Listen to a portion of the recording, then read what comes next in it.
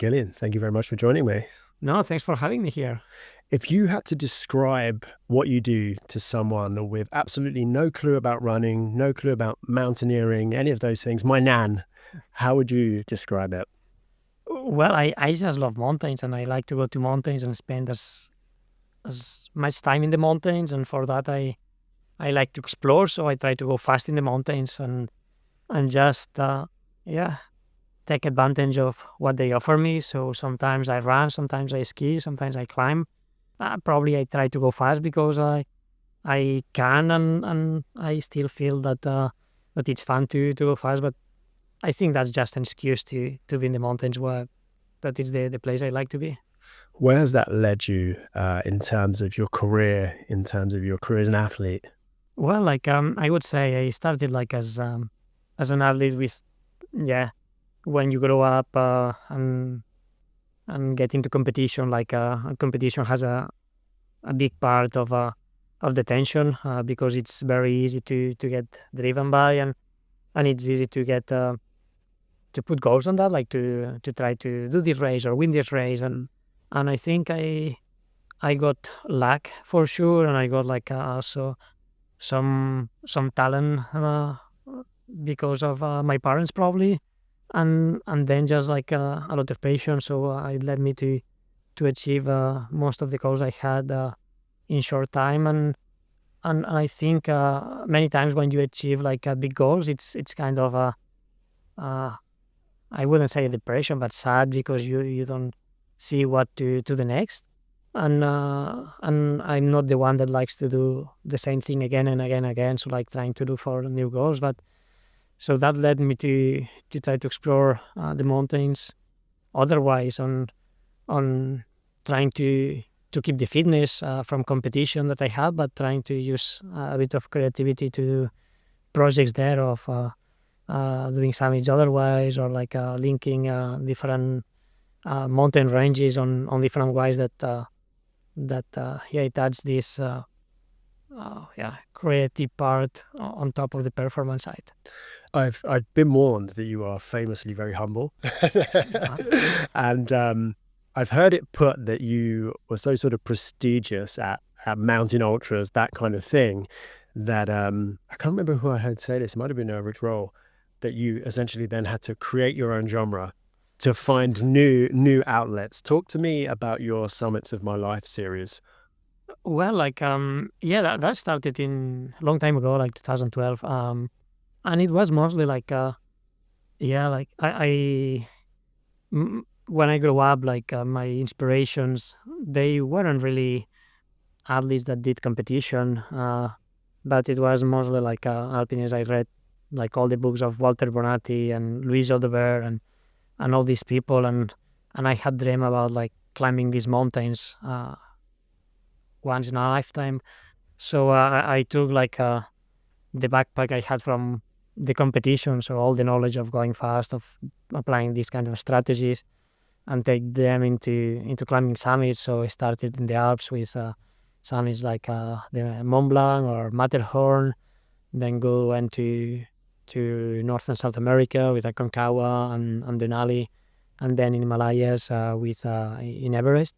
So it was just trying to climb these mountains on a fast and light style. So just like what, yeah, with our hands, our feet, and our knowledge, not trying to not use the external aid. That I think mountaineering at the end it's not a game of technology because with technology we can go to the moon or whatever. So if we want to climb a summit, yeah, of course we can climb it, but it's not about if we as humanity, but is I as a human, with my capacities and my training, I can climb this by myself. So that was the philosophy behind. Yeah, just to our listeners who might not be as familiar, you're quite literally talking about summiting Everest with no kit, no assistance, no oxygen, as fast as you could, right? And you did that twice in a week. Well, that was fun because we went there and it was perfect. That was 2017. It was perfect conditions. And then I climbed the summit from Rombuk, which is the last village, the monastery in the Tibetan side.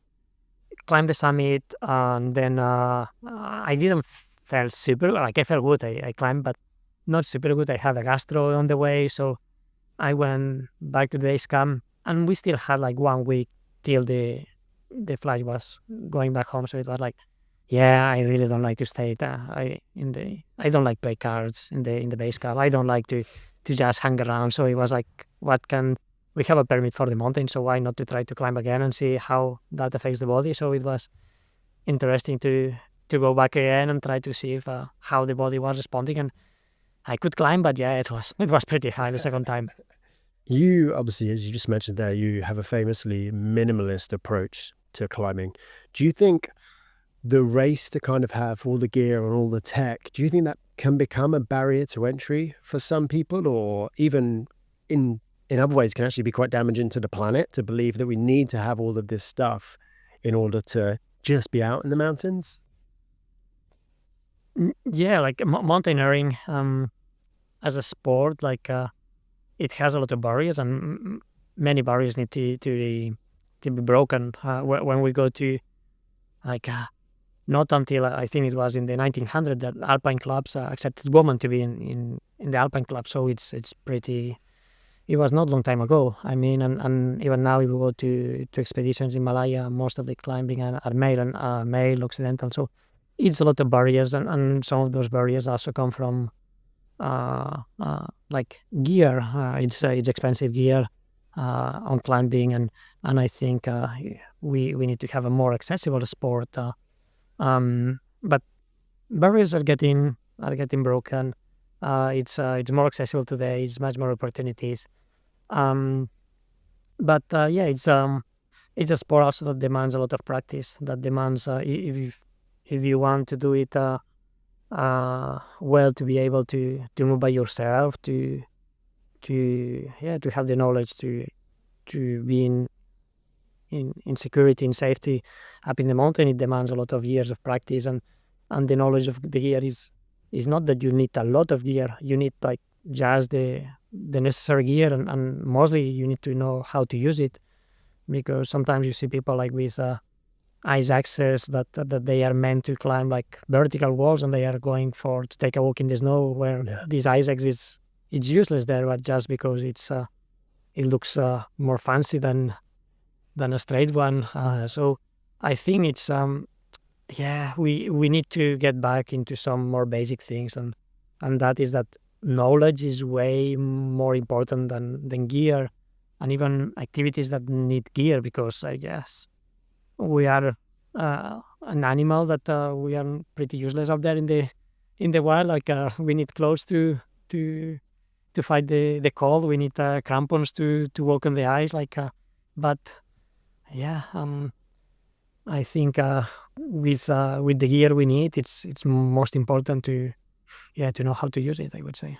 Was that important to you when you obviously set out to do this Summits of My Life series, or just in general, this idea of showcasing that you don't, with the right preparation and with the right knowledge and the right foundation of training, you don't need, there's less barriers than you might think.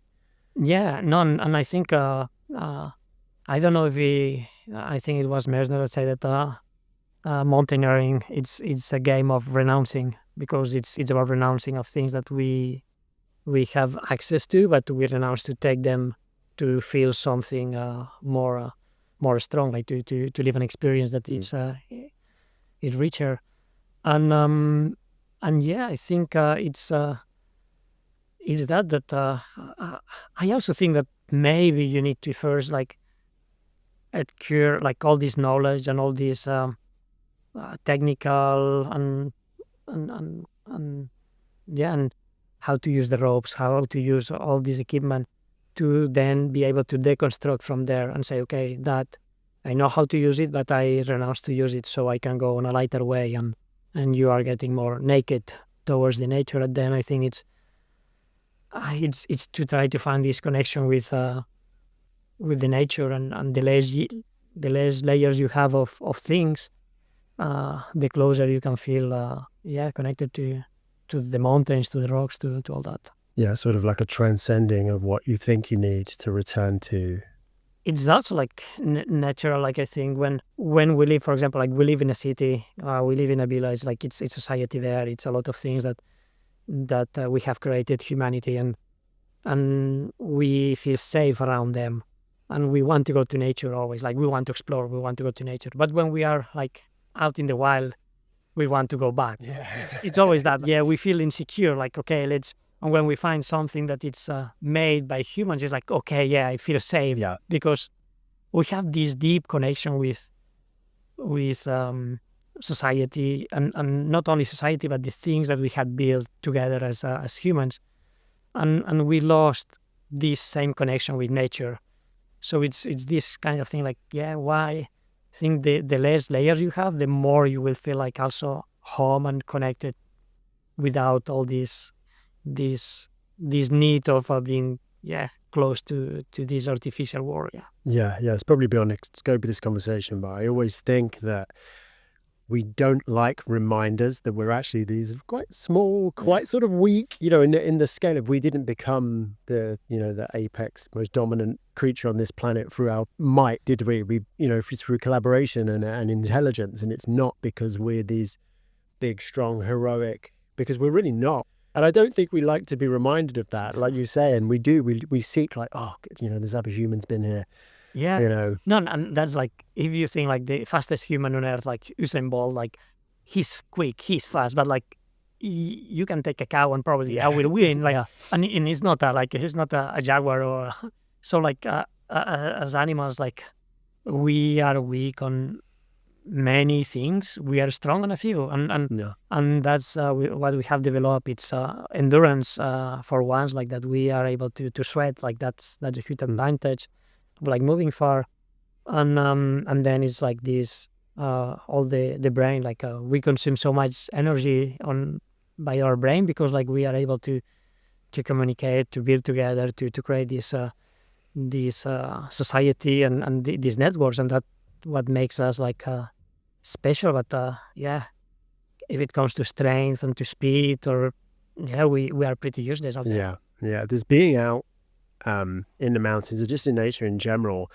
Does that in some way give you a very stark reminder of how important it is to stay connected to people, to society, to the fact that we all rely on each other, that we're so I'm going off on such a sorry guys, does that remind you in some ways? Is it a good reminder, that time of solitude, does it remind you how important connection is?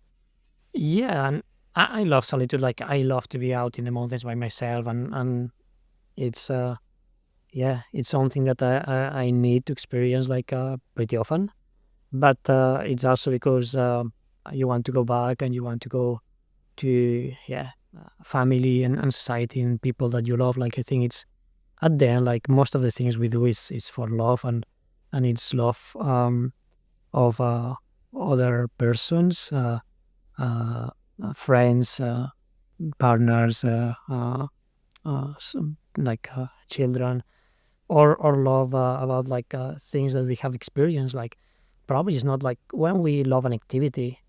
Like I love mountains, but it's not that I love the rock or the mineral side of it. It's that I love the experience is really there, or like to go with people and then like see how these people is happy there, and this shared experience. Or like I love to see how I feel when I race fast, and so it's I think most of the things that motivates us is this this connection we have with ourselves and with all the other people that that we love. Yeah, most people don't realize that, right? And set ourselves Yeah, other sort of arbitrary goals to chase that kind of obscure that.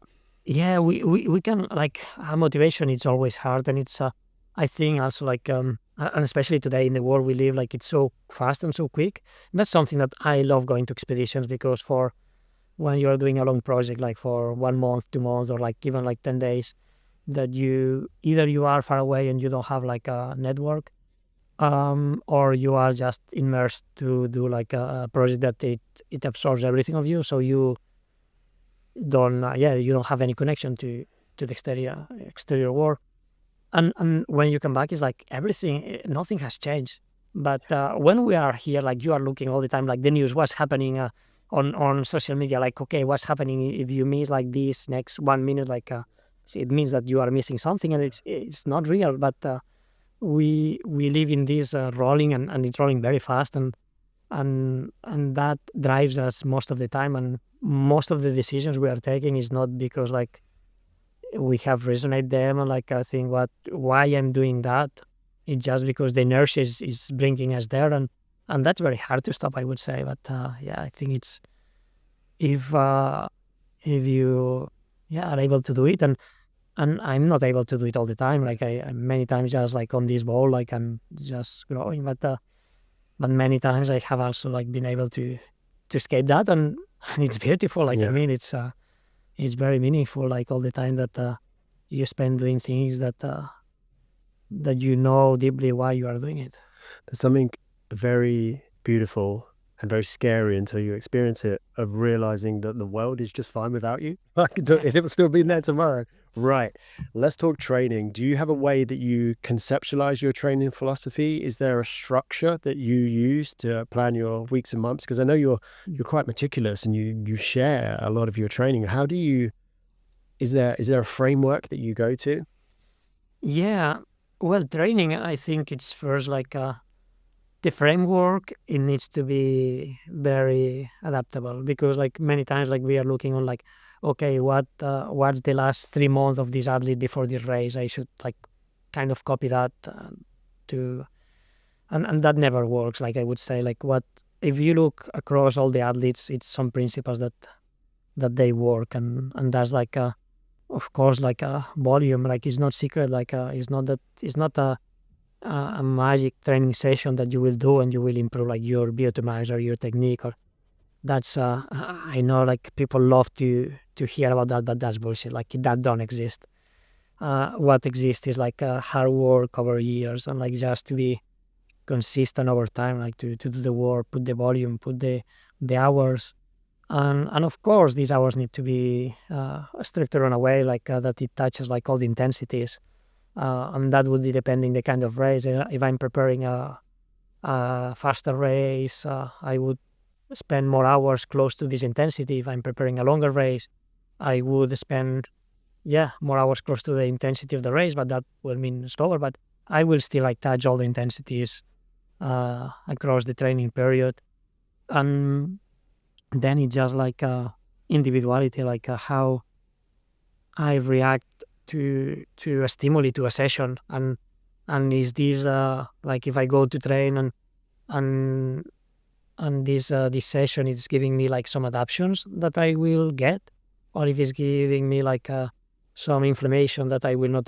be able to recover. So like I think that's very important to keep in mind. Like when we are training, just to do is not about like doing uh yeah as much as possible, but is as much as it still adapts. Because Yeah. if you are doing too much, that it's just inflamming your body, and especially like putting more stress. Like if we have stress from work, stress from family, and training is another stress, we need to count all these together and then see I'm able to recover that. If not, you need to do less, because it's your body just like fighting all that, and it needs to adapt. And for adapting, it needs to be in the right amount, and it needs to have the time to recover. And same with recovery, like it's another thing that people love to talk about. And the same, there are no secrets. It's just like to sleep well, Yeah. to manage the stress, to have a low stress life, and food. So it's I would say training. It's very simple. It's just to do a lot of hours of the activity that you are planning. It's to have a simple life. It's to sleep well. It's to eat well, and and that's very simple. But it's very hard to do, Yeah. because you need to be very committed to that. If you're enjoying this content, you can watch or listen ad-free on the Men's Health app by joining the Men's Health Squad today. Head over to hearstmagazines.co.uk/mh-mag. Once you're in the squad, you'll also have access to tons of exclusive content, including interviews, ad-free videos, and our world-class training platform, which features dozens of training plans to suit every level and any goal. I think a lot, and I think people struggle to make the distinction in many things in life between doing as much as possible and doing as much as necessary. And people will aim to do as much as possible and overshoot. Yeah. And it's finding that as much as necessary. How do you gauge that? You mentioned there talking about like, a certain training volume, you might be suffering from a level of inflammation that's difficult to recover from. How do you monitor? How do you know when you're doing too much? Well, like first is to know yourself, and that's what is different. Like that's why it's important to not to copy others. For example, I know that I can handle a lot of volume. That's not a problem for me to handle like 30, 35 hours of volume per week. That I know that I will adapt from that. But if I do a lot of intensity, I know that I will be broken in short time. So then I handle on like when I do intensity, never do too much, or like just keep it like the last 6, 8 weeks before the race. Um, and that can be very different from another people. That another person can be able to handle a lot of intensity, but not much volume. So it will need to adapt on that. And those are mostly of the things like we feel it. Like most of the time, if we listen to our body, we feel that okay, and it's just hard to keep training. It's just hard to do to do that. And I feel that if I do intensity, I feel good. But if I do so many hours, I feel that I'm in a bad mood. I'm not sleeping well. I have no appetite, or I have too much appetite. So all these changes on like sleeping, on the mood, like if we wake up in the morning, we feel motivated, we feel like ready for a hard session. That probably means that we are adapting, that the body is telling us that we are adapting. If we are feeling that everything, like we are in a bad mood, and yeah, we are sleeping badly, like that probably means that we need to figure out what's the thing we need to change. It's nothing that will say you need to change this or this, because that's something that you need to figure out, or your coach. Do you keep a diary of these things? Obviously, you're probably at the point now where you're very intuitive Yeah, with I your have a body. diary But from if 2009. if I was asking you, would you recommend keeping a diary of things that people don't necessarily? I mean, no, now people have wearables, but people track their performance, but maybe don't track their recovery as diligently. Would you recommend? What do you recommend people pay attention to? Yeah, no, absolutely. And I think diary it's very important. And now we have like all these platforms that it's easy to keep our training and all the metrics. We can see like heart rate on all the sessions, the kilometers, the pace, how many hours we have slept, and all these we can have it. But I think we also need to write down how we felt. So like how we, and I think on that is like how we are feeling in the morning, what is our mood, like if we are like yeah, just in a good mood, in a bad mood, and then how we feel during our sessions. And I think these things is not going to tell you like from one day to the other, like if something is changed. But if you see a pattern that okay, like I feel that this month like my mood has been going down, or like uh the feelings during the training is going down, like even if all the other metrics are pointing otherwise, like it's something to look there. Yeah. So besides all the physiologic and sleep metrics that we can have, and it's great to have as much as possible, but to keep listening, because like our body is like a supercomputer, and we can measure some things, but we can't measure like all of our systems, and we are not there right now. So like yeah, that is important, but it's also important to understand that our system through our brain, it's giving us signals on how we are doing. Do you have anything particular to your mood that you look out for, or you just know, like, we can say I'm in a bad mood or I'm not feeling great, but is there anything particular? Because I think this is something people are really bad at gauging, like knowing their mood, knowing the lens through which they're looking. What are the signs for you that you're like, okay, I'm under recovered because my mind is doing X right now? Mostly it's like if I don't feel motivated for training, like I love to go out, I love to be training, I love to be in the mountains, I love to that. If it's like days where I start to feel okay, today I don't want to, or today it feels hard to get out and start. That's something that yeah, that I yeah, that it's an alarming sign for me. And then just like yeah, how, yeah, if my mind it's at that time, at that moment, if it's present or if it's otherwise. I think when it starts to be a lot otherwise, it's a sign that that I don't want to be present, and probably that my mind is saying don't be here, so Yeah. that it needs to recover.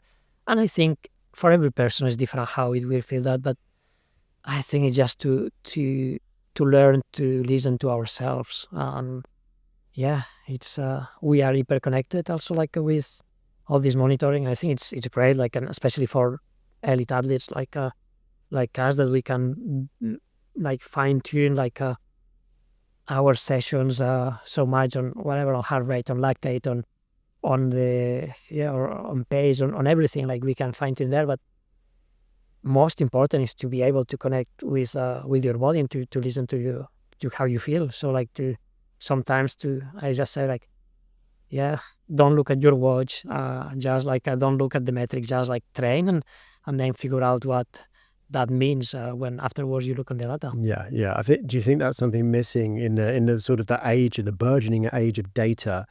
Do you think a lot of people are heavily reliant on the data without then looking and going, but how do I feel now? Like making that human connection with the data to say, here's the facts. What's my experience of these numbers? Yeah, and that's something that I think it's going. It's natural because like we have much more access to science today than some years ago.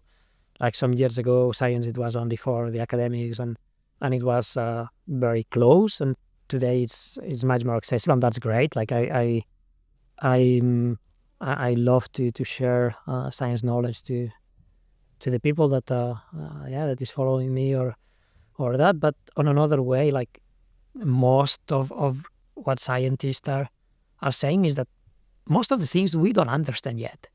And it's very easy, I think, when we are looking for something to believe on that, like at 100%, say, okay, now I've read and study about, I don't know, whatever, HRV or like a lactate or uh, some like fueling strategy or whatever.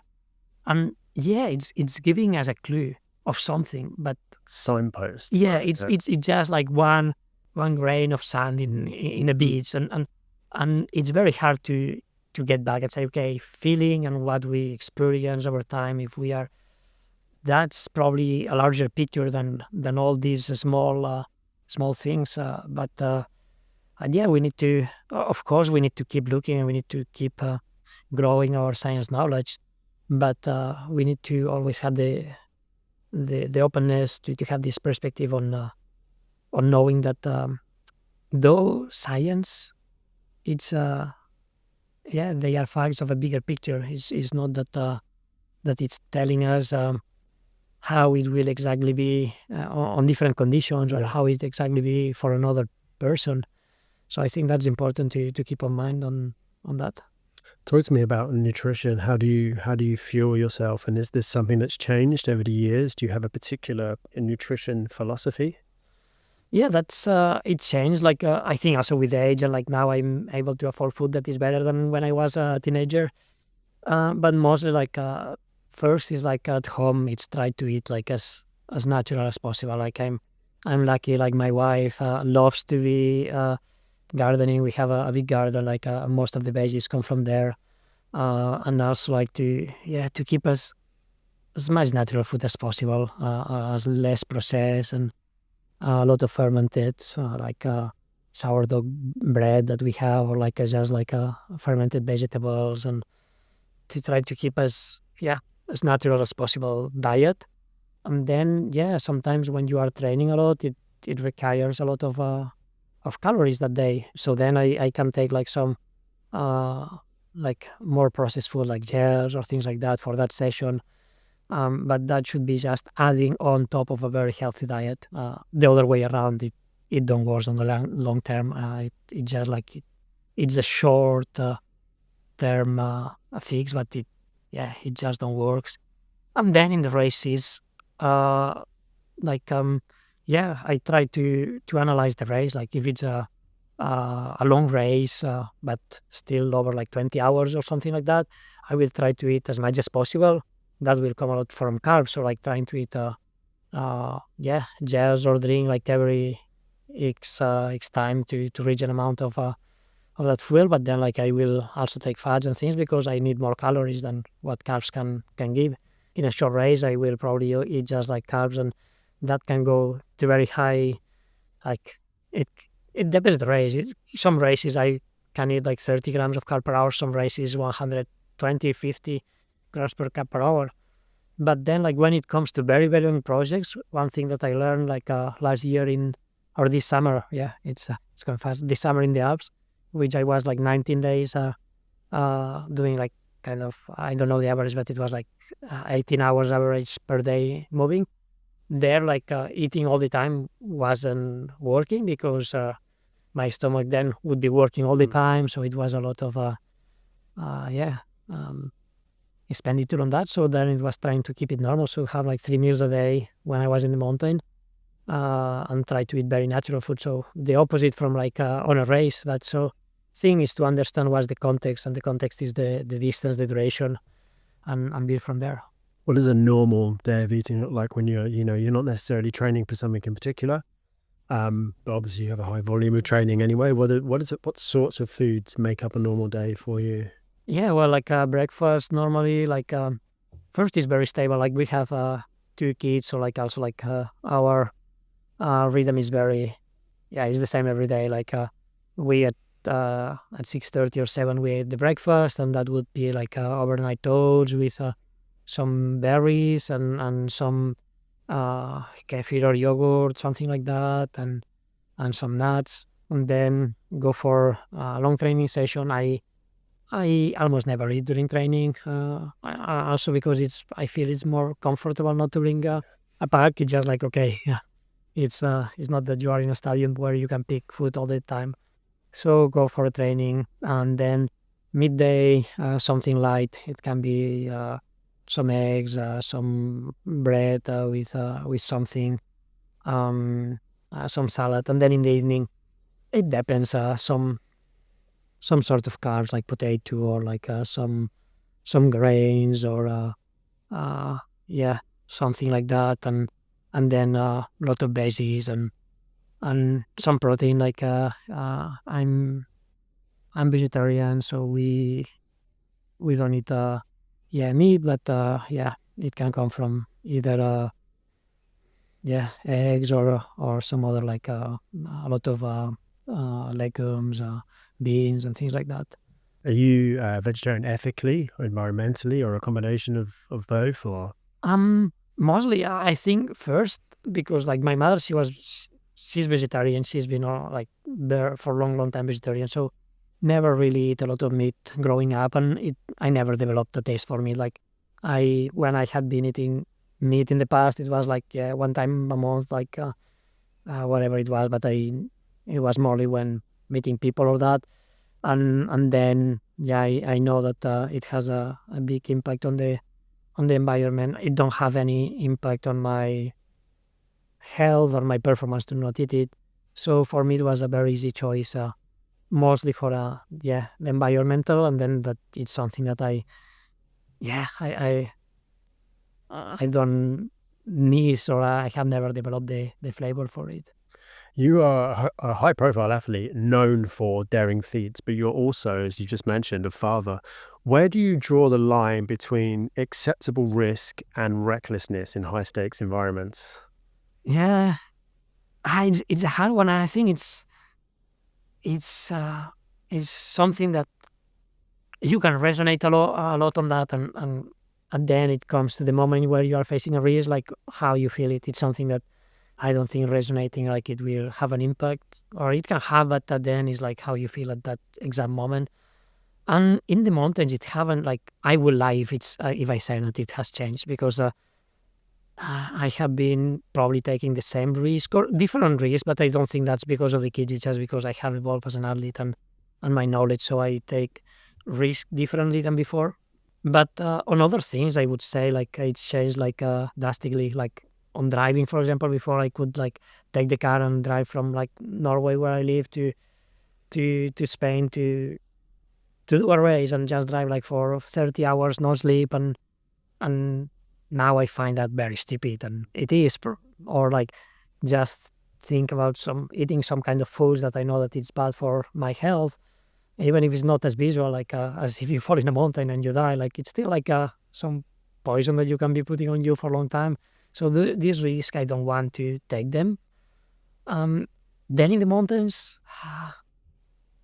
I don't know, like I have always been very calculative on like what risk I'm taking, what's the consequences if I follow, and somehow like know if I'm taking a risk, knowing what's going on, and just say okay, I feel okay with it, and that's something that yeah, I would lie if I say that I changed that.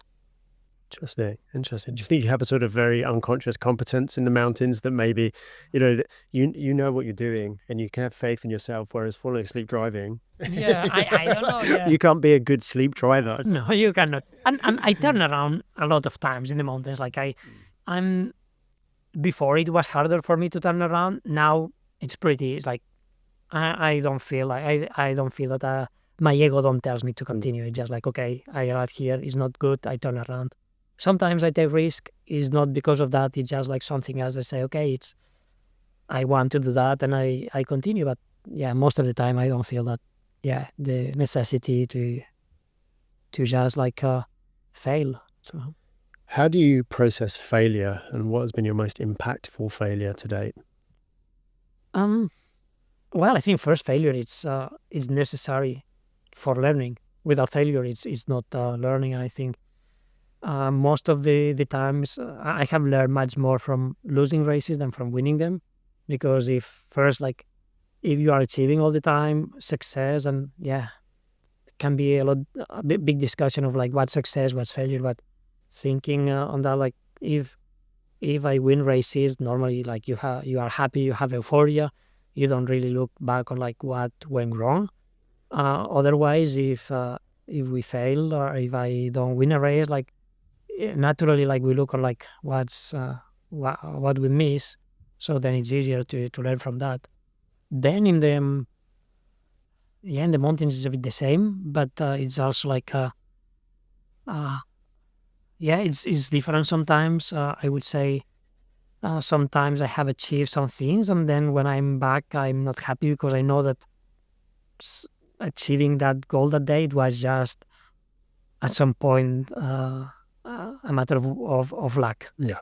So I am happy to guess on like my life.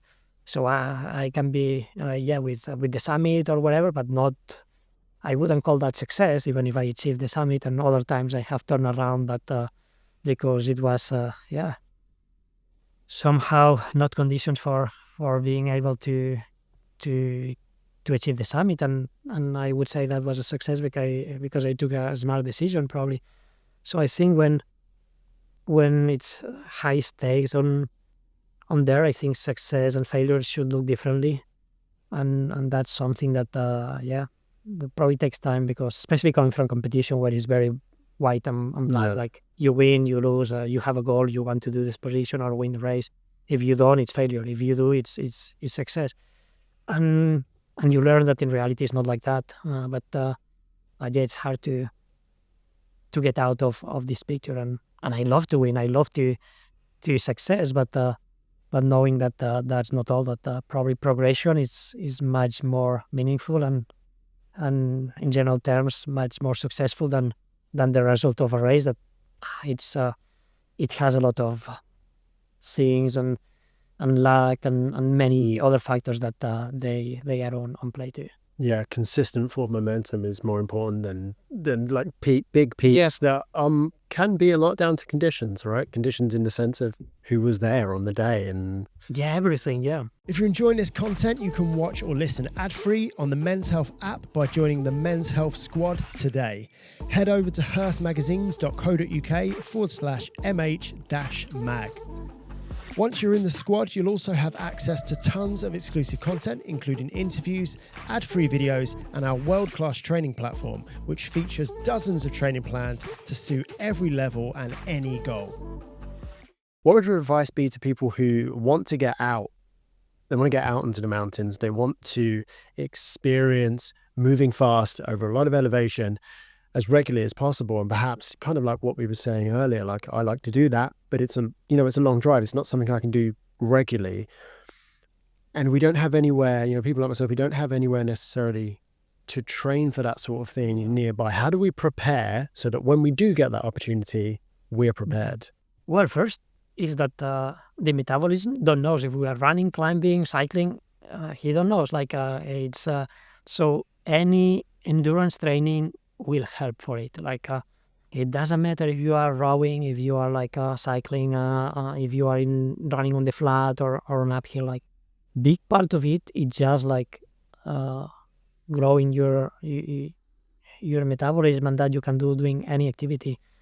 And then it's just to, I think, especially when it comes to adventures in nature, it's just to be somehow humble about that. And I think that comes a lot of people that it's strong because they practice sports and they know that they are strong, but they might not have the knowledge to navigate on difficult conditions or to make wise decisions when problems come. So don't think that physical strength and knowledge is the same. I think that's pretty obvious, but it's not obvious when you see it out there that is a lot of people are strong and make mistakes on that. So just think about what are your limits, and it's a lot of these there are no limits, or the limits are in your mind, or nothing is impossible, and Platitudes. yeah, that's not real. It's It's a I'm different sorry, story but yeah, on the mountain in the dark, isn't it's it? not real. Yeah. They are limits, and every person has different ones, and you need to work on them. But just first acknowledge them, acknowledge what are your capacities, and then it's a lot to do with them, and just sometimes you might need someone to go with that have better knowledge, and just to learn. I think mentorship is for that. It's to be able to find people that can elevate yourself, and someday you will be able to do that to another person. So when doing adventures outside, it's just not about you performing, but it's about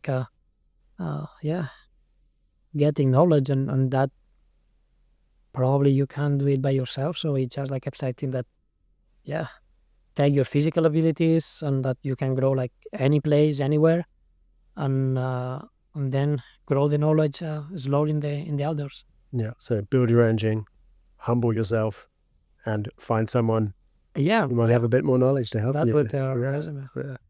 Do you have any plans to branch out into any other endurance sports? I read an article very recently that was, I tried to ruin triathlon by getting you into swimming. My wife just told me today, actually, that, did you read this? Did you saw that? I haven't read it yet. No, but I just one time we were in the US with my wife, and we tried to climb a mountain, and it was a big lake to cross. And she said, let's swim the lake because it was very messy, the forest around. Let's swim the lake to climb the mountain. It was pathetic, how I was swimming. It's like a dog, how dogs swim. So I nearly draw for many, many times. So not a chance. It's hard swimming, right? Yeah, it is. We learn to swim when we're kids, and we're like, I can swim. And then you go to do Ironman or something like that, and you're like, I can't swim. I can not drown. Yeah, but I can't exactly. swim. That's right. Yeah, and anyway, water is so much more beautiful when it's in a solid state. It's meant to for skiing, for ice climbing. It's not meant to. We're not supposed to be in it. We're supposed to be on it. Yeah. How big a part does strength training, if at all, play in your training, strength and conditioning? It didn't play a part for a long, long time, and now it's playing a part. I think also because that's the first thing we lose, aging. That it's all the neuromuscular. It's we are not able to keep up. So to do strength today, it's something that I put it into my routine. And then it's also the thing strength in reality. It's not just going to the gym, but if you are doing like a lot of uphill or downhill running, that's a lot of strength involved because it's a lot of eccentric movements, or climbing, for example.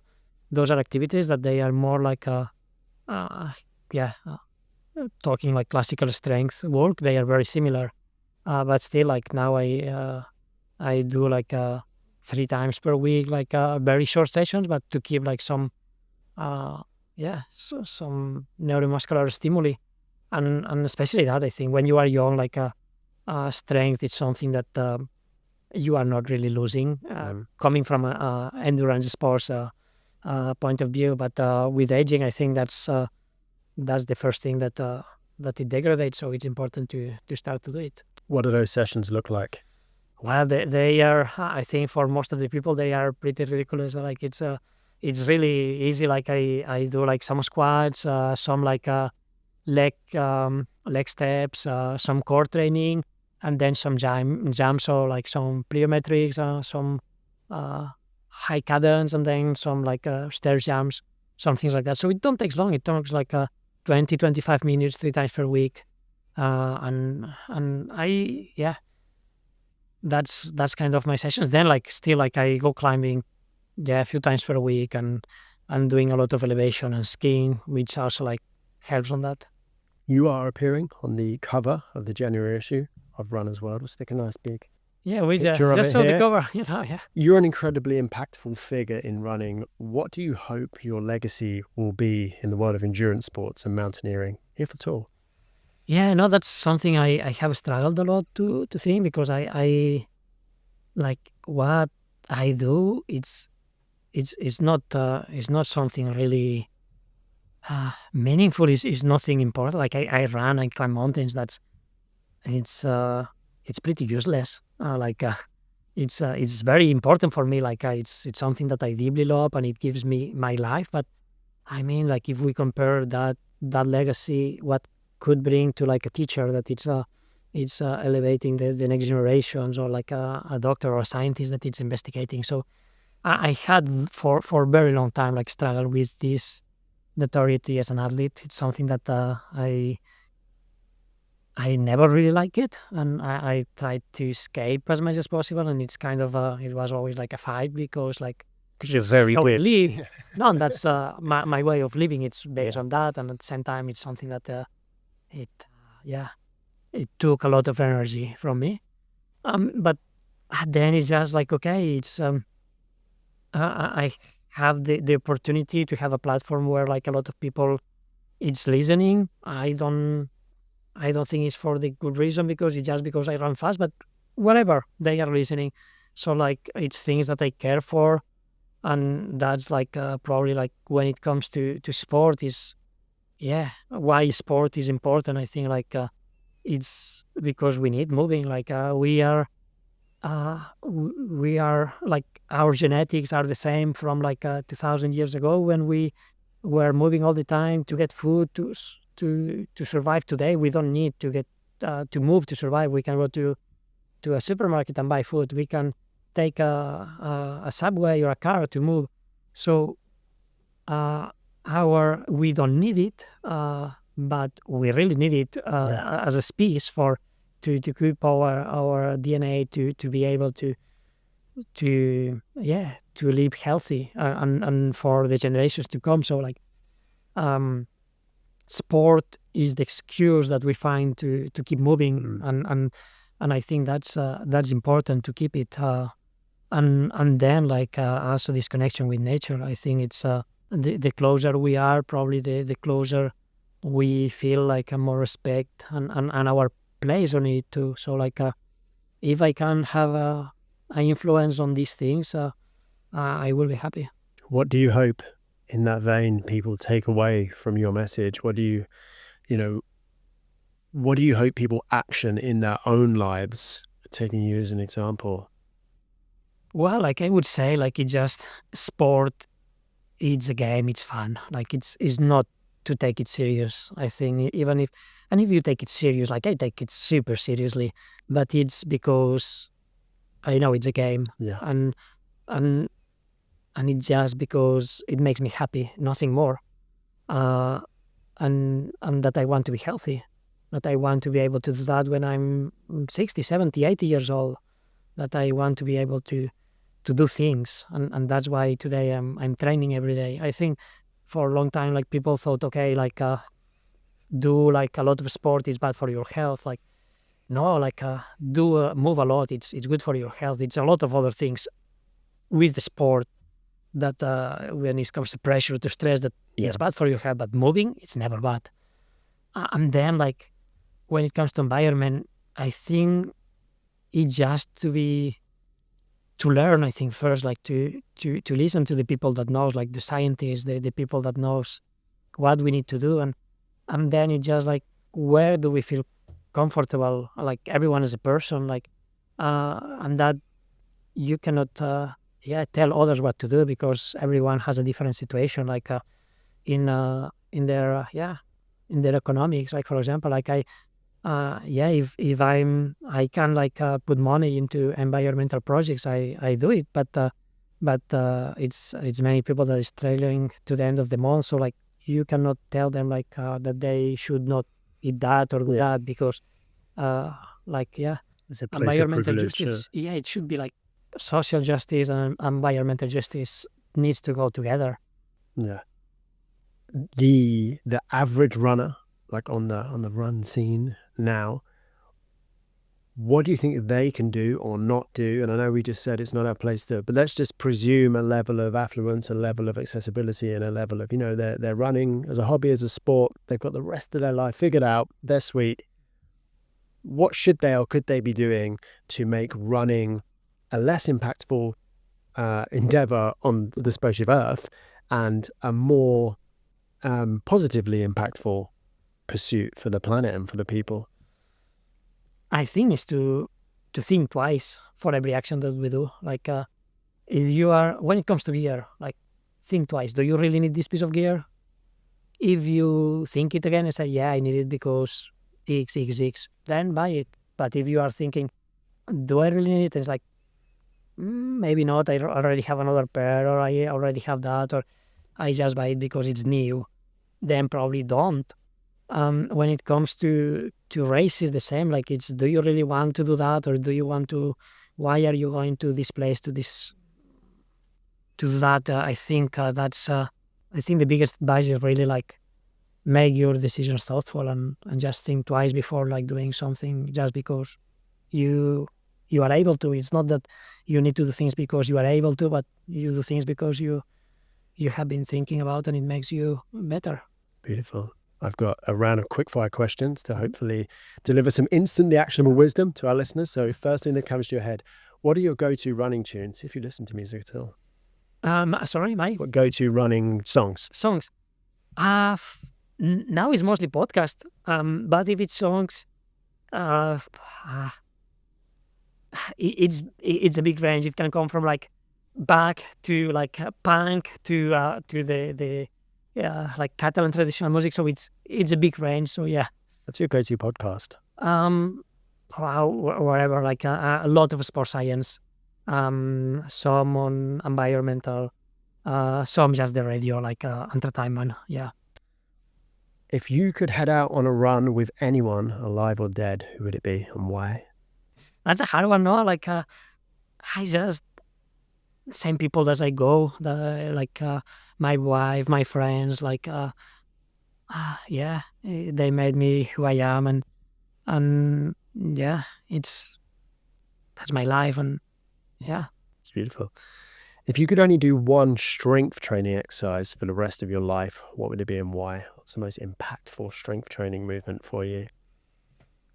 Those run down mountains count on that? Running you, down, you can no, have that. it's You just can on the you can gym. keep doing that. That's It's just strength in the training, no, gym, but yeah. yeah, probably in the gym, like I would say, like squats are pretty good on that. Yeah, yeah. It's a very popular answer on this show, actually. What's your favorite post-race meal? Yeah, probably like a pizza. Yeah. Yeah, standard. You can hop in a portal. You can travel back in time and meet a 16-year-old Kilian, but the portal is going to close in 30 seconds. What are you going to tell him in that time? I wouldn't tell him anything. Like if I'm here today, it's because all the mistakes I made. Beautiful. What's next on the horizon for you? Keep going, just just keep moving and try to do different things and try to keep exploring and try to.